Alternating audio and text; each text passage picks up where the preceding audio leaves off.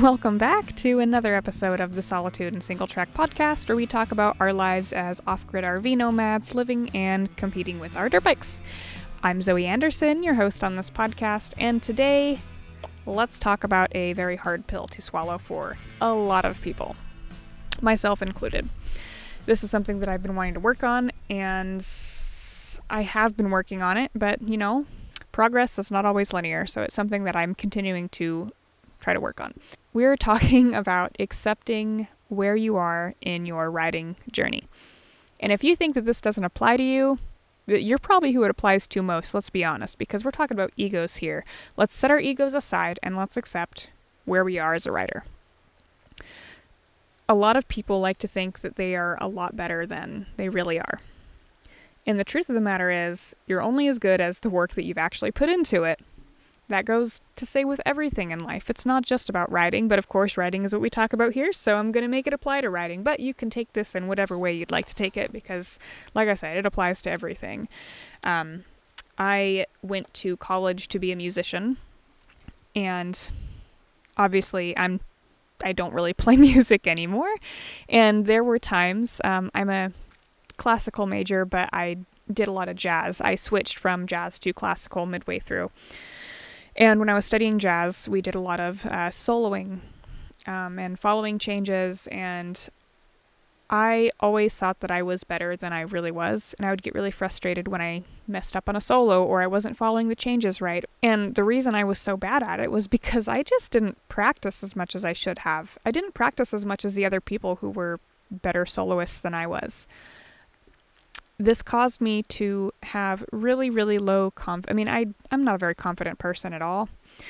So it was hard for me to get up on stage because I have bad performance anxiety, and it was already hard enough. And when I get up there, already, peak anxiety, plus I didn't really know what I was doing because I didn't work on it, I would always fall apart.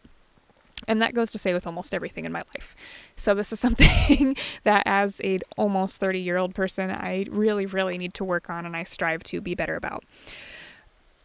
But anyways, yeah, so I was never good at soloing. There were certain things that as a musician, I just didn't work on enough. And sometimes I would tend to work on the things I was really good at, which didn't really help me progress in the areas that I needed help on. And this is something that I see a lot of dirt bike riders doing, myself included. I'm not taking myself out here. I do this same thing, which is why I wanted to talk about it on my podcast. You can't be upset about being bad at something that you haven't worked on. And I think it was a Rich Larson episode I was watching once about, I think he was teaching double blips or something like that, and he mentioned that there's all these people who think that they should be better about doing double blips or front wheel placement because they've done it successfully a handful of times. Well, that's the problem, is you've done it successfully, but you've only done it successfully a handful of times.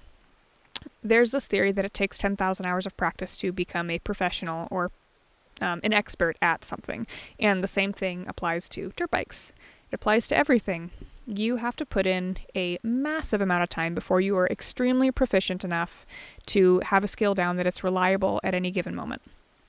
My Achilles heel is, and has been for a long time, wheelies. I can do a wheelie now. Last year I could not do a wheelie. Have I practiced wheelies? Yeah, I've practiced them a lot. Have I practiced them enough? No. I can get my front wheel up. Am I always successful at the rate of wheelie or the amount of wheelie I get? No, I'm not, because I haven't practiced enough. And this is something that I know that I need to work on personally. I've definitely ridden with people who will take a hard trail or even a trail that's not that hard, and they'll think that they'll be really good at it, and they'll crash a couple times and they'll get really upset. And I'm no exception. I've definitely done that, where I think, I should be better than this. But when you sit back and you think about it, no, you shouldn't be better at it because you haven't worked on it. It's really easy to compare yourself to other people, and especially other people who have been riding for a less amount of time. For example, over the weekend, I spent a lot of time with some newer riders, people who've been riding for probably 2 years or less. And I'd watch some of them ride, and I'm like, holy shit, you're way better than me when I was only a year in. Because when I was a year in, I was still doing these moderate trails out here, which are not super hard. I was scared of rocks. I was scared of going downhill. I was scared of all these stupid little things. And I have been writing for, I don't know if I might have just said this and I just lost my train of thought. I have been writing for 7 years this year. And the first, I'm going to say 5 of them, I didn't really take seriously. I didn't really work on things. I stayed within my own little bubble. I only went out and I rode trails that I was comfortable with. And I never worked on the skills that I need to progress myself. I got better, sure, but I got better at a very, very slow rate. And so it wasn't until about last year, maybe 2 years ago, that I really started putting in the work and working on things that I needed to work on to progress as a writer. But I saw these girls over the weekend that, I mean, I'm not mad or anything about it, but this is what made me think of this podcast, was the fact that somebody could get upset about that. Someone could say, well, they haven't been writing as long as me. Why are they better than me? And that's really easy to do. It's really easy to compare yourself, especially with the, the infinite access to social media we have. We have so much to look at and so many people to watch and see and watch their progression. And honestly, we don't even see their progression. All we see is their successes and their highs. We never see the failures. We don't see the lows. So it's easy to say, I should be at that level because I've been writing for X amount of years, when that's not the case at all. We all have our own journey. We all ride our own ride, and we all are exactly where we are at this moment in time. And there's nothing you can do about it. You can't be upset about not being able to do certain things. You can't be upset about not wheeling if you've never worked on a wheelie in your life and you've only done it by doing power wheelies. You can't be upset about not being able to do clutch ups if you've never worked on it. You can't be upset about not being able to hop over a log if you've never worked on it. We are only as good as the work that we put into it. And you can make excuses all day long, but that's the truth of it. So there's things that I used to do that, if you do these things, then maybe you should kind of reevaluate what your mindset is every time you get on the bike. I used to not ride hard trails, and I used to avoid trails that I sucked at. If I took a trail and I took a couple spills, I just straight up wouldn't ride it again. I would say, no, I hate that trail. I don't want to ride it. Or I can't. That was my words of choice, was I can't do this. And that is the biggest hindrance for anything. The I can't words will destroy you. It'll destroy your confidence. It'll destroy your desire, and it's going to destroy your progression. So if you're one of those writers that says, I can't do that, it's really hard to break out of that habit. But if you can at least add a I can't yet kind of mindset, that'll help so much. Another thing I used to do is I would get really, really upset about falling. So if I fell on a trail, I would get genuinely pissed that I fell. And falling's all part of it. And sure, I still get kind of upset with myself that I fall, because honestly, I fall over the stupidest things. I'll go to put my foot down and 9 times out of 10, my boot will get caught on my peg. It's so stupid. I know I should know how to avoid it, and I should know how to fall better at this point, but I just don't. Why? Because I don't work on falling.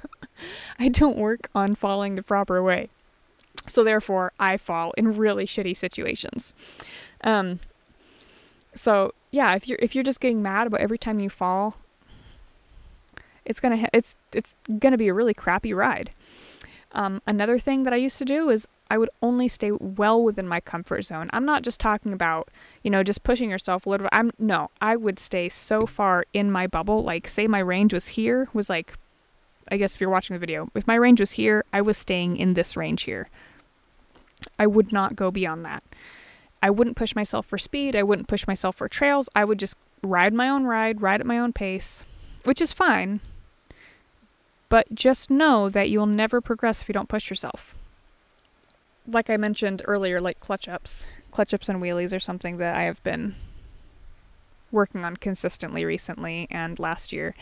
And something that recently happened that was kind of an aha moment was I was trying to work on clutch ups, and I can do them, but I can't get clutch up to static, meaning I can't get the bike from a standstill up in a wheelie and then hold it at, 12 o'clock. I can't hold it there while standing on the ground. And I worked on it for a couple hours the other day, and I dropped my bike a couple times, and I was a little bit frustrated. Like, I wasn't like all bent out of shape or anything, but I was like, God, I'm just thinking about why I couldn't get it done, and why I was so bad at it when I'd worked on it so much. Well, it's because I haven't worked on it enough. It's because I haven't worked on it the right way, and I haven't worked on it enough. I don't sit there for hours and hours working on clutch ups. I should, if I want to get better at it, but I haven't. I've only done a couple hours of working on it total. And I can do it, but I can't do it reliably. And so Taylor was helping me and giving me some pointers, and we found out that actually I was doing it wrong the whole time, which is why I was struggling so much. So now I am having to relearn how to do my clutch ups, because the way I was doing it was incorrect. So that's another thing too, is like, you can totally learn things wrong and then be all pissed off that you learned it wrong and I have to relearn it. So it's just retraining your brain. If you are like this and you kind of relate to this, and be honest with yourself, don't try to don't play the ego card. Be completely honest. If this is you that I'm talking about, here's some tips to help break out of that habit and break out of that shell. And there's nothing necessarily, there's nothing wrong with having that ego and thinking that you're farther along than you are, other than you're just not going to get any better. It's totally okay. Like, we all do this. Like, I feel like this is like kind of like the human way of doing things, because I know so many people who do it. But anyways, so tips. Stop comparing yourself. I think that's number one. Try to see somebody who is better than you, and maybe they haven't been riding as long, as a role model rather than competition. The biggest competition we have is ourselves. And I know that's really cheesy, but it's true. Like I said, we have so much access to social media that it's really easy to see all these people and only see their progresses, or not see their progression and only see their successes and their high points. And we don't see their low points, and we don't see how long it has taken them. So try to view them as role models. If there's something that they can do that you really want to know how to do that you can only kind of half-ass do, think about how you can work on that. Maybe start working on that. Look up some YouTube videos. Rich Larson, he is a fantastic explainer of things. I am not. That is something that I've always wanted to be good at, but I am not a good teacher. I'm a terrible coach. I will try to explain something and I will just get tripping over my words, and I'm a little bit dyslexic, and I'm also pretty ADHD, so it's really hard for me to put things into, things that would make sense for other people.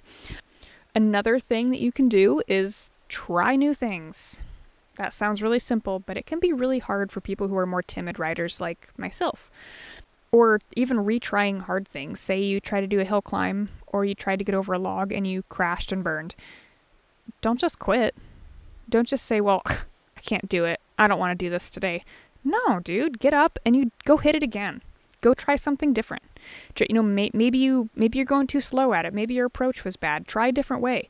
Try it again. My philosophy when I'm trying new things is I try to get it. It was 3 times. It has now moved up to 7 times. So if I can get it good 7 times, it doesn't have to be in a row, but if I can get it good 7 times, then that's when I allow myself to take a break and move on to something else. Sometimes it doesn't always work that way. Sometimes it does only become 3 when I'm really tired. But I get things more than 1 time to kind of help, reinforce that thought in my brain that, yes, I can do this, and this is how I can do this. Oh, the next one is set some goals. They don't have to be big goals. They can be small goals. My very first goal when I started riding, and I think I talked about this in another podcast, was I remember riding my KX85 and taking this trail that I thought was really, really hard, but I would always do it because I really liked the trail. And I remember watching this girl on I don't know what kind of bike it was, but on a bigger bike, leading a group of people through there at what I thought was a pretty quick pace. And I'm like, man, I want to be as good as her someday. I don't know how good she really was, but I just wanted to be able to keep up with everybody else that I was riding with, instead of being the worst, the slowest, the person that had to have their bike ridden out of things all the time. I didn't want to be that guy anymore. That was my only goal for a long time. Now my goals have come up from there quite a bit. Now I have smaller goals that are more specific. So right now my goal is to be able to do a clutch up to static, be able to do a pivot turn that's controlled. I just want to get more control of my wheelies, more controls of my pivot turns, things like that. That's just an example. Another tip would be accepting of critique. And I have a whole podcast about how it's hard and how we don't like to take unsolicited advice, especially from people who are close to us, like our spouse or our friends. But trying to be open of critique from people who are better than you will go a long way. I know it's not always easy to accept unsolicited advice, but sometimes it is helpful. You can always pick and choose what you take to heart and what you don't. But I always try to listen to the writers that are better than me about things that I'm doing wrong. And then, of course, I guess the last thing that I would say would be a good tip would be to just have fun. Don't be miserable. Don't, get in there and if you fall once, then all of a sudden, just have this dark cloud hanging over your head and being upset about things that you can't do. There's no use in that. It's not fun for you. It's not fun for anybody. I try to adopt I get to do this mindset rather than I have to do this mindset, because I get to do this sounds so much more positive than I have to do this. I mean, even though, sometimes you do have to get over this log to finish the trail, but your thoughts could be, I have the opportunity to ride and work on this skill rather than I have to get over this log and just get through it, if that makes sense. So yeah, try new things, set goals, be accepting of some critique from better people, and have fun. That's all there is to it. And that sounds so simple, but all those things, working together, will make you a better rider and make you more fun to be around and just have a more positive outlook on everything. When I was in high school, my band director used to have a saying, and he would always tell us to strive to be a half level above suck. And I know that sounds really negative, but if you think about it, it's actually really positive, because when you're sucking, you can only improve. You can't get any worse than suck. So if you're a half level above suck, you've already improved. You're a half level better than you were before, because now you're not sucking. You're a half level above the suck line. So let's strive to be a half level above where we're at now. And that is all I have for you today. If you have any comments, or if you have any suggestions, concerns, or even thoughts on what my next episode should be like, I'm always open to suggestions. Shoot me a DM on Instagram at anderson.adventures or at Solitude and Singletrack. Either one of those, I check them frequently. If you're listening to this on YouTube, go ahead and give us a like and subscribe. And if you are listening on podcasts, or if you're listening to this podcast on iHeartRadio or Spotify, give us a 5-star rating. That would help us a lot and get us out there to more people to listen to my podcast, if you like it or not, I guess. Anyways, that's all I've got. I'll see you next time.